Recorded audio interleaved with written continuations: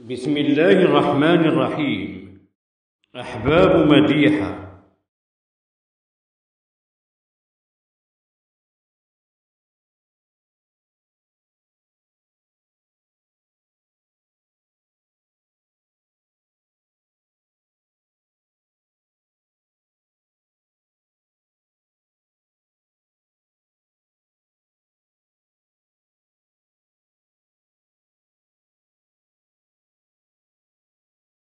رحلت الحاجة مديحة راوية الأحاديث الصحيحة، قناتها قناة متواضعة مليحة، خير من قنوات مشهورة بفضيحة، بأفعال وألفاظ قبيحة.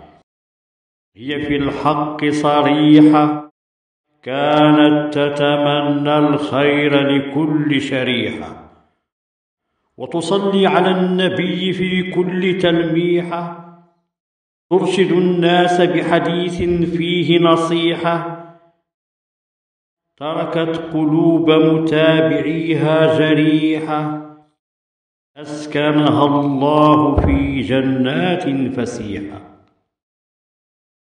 المرجو الترحم على الحاجة مديحة، وجزاكم الله عنا كل خير.